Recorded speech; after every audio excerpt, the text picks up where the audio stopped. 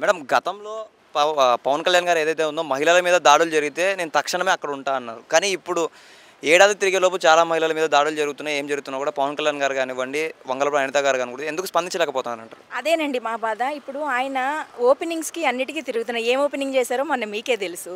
స్పందించడానికి ఎందుకంత టైం పడుతుందండి? కనీసం స్పందన లేదు. ఆయన ఎన్నో చెప్పి వచ్చారు. సుగాలి ప్రీతి కేసు అన్నారు. 30,000 ఆడ అమ్మాయిలు మిస్సింగ్ అయ్యారు. అది వాలంటీర్ల వల్ల డేటా బయటికెళ్ళిపోతుంది అన్నారు. ఏది నిరూపించలేదు.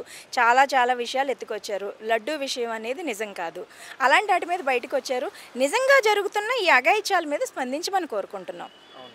అంటే మేడం గతంలో కూడా సుగాలి ప్రీతి కేసు కానివ్వండి, ఏదైతే కానివ్వండి నేను రాగానే ఫస్ట్ నేను చూసే కేసు కూడా సుగాలి ప్రీతి గారిదే అని చెప్పారు. కానీ ఇప్పటి వరకు సుగాలి ప్రీతి కేసు గురించి అక్కడ కూడా మాట్లాడట్లేదు. దాని గురించి మీరేమంటారు? ఆయన ఏ మాట మీద నిలబడలేదండి. సుగాలి ప్రీతి కేసే కానీ 30,000 మంది ఆడపిల్లల గురించి కానీ అసలు ప్రస్తుతం జరుగుతున్న దాని గురించి కూడా స్పందించట్లేదు. ఆయన అధికారంలో రావడానికి అవన్నీ మాట్లాడారు కరెక్టే. ఇప్పుడు పోనీ లైవ్లో ప్రతిరోజు జరుగుతున్నాయి. పోనీ అది వదిలేసేయండి. అధికారంలోకి రావడానికి ఏదేదో చెప్తాము, వచ్చేసాం అధికారం కాబట్టి ఇప్పుడు మేము అవన్నీ పట్టించుకోవాల్సిన పని లేదనుకుంటారు. ఇప్పుడు జరుగుతూ ఉన్న దాని మీద స్పందించండి. కనీసం ఆడపిల్లలకి రక్షణ ఇవ్వండి. మేము వైఎస్ఆర్సీపీ మహిళా విభాగం తరపున ఎప్పటి నుంచైనా ప్రతి దానికి స్పందించి, స్పందన ఒకటే సరిపోదండి, యాక్షన్ తీసుకోమని డిప్యూటీ సీఎం గారిని కోరుకుంటున్నాం.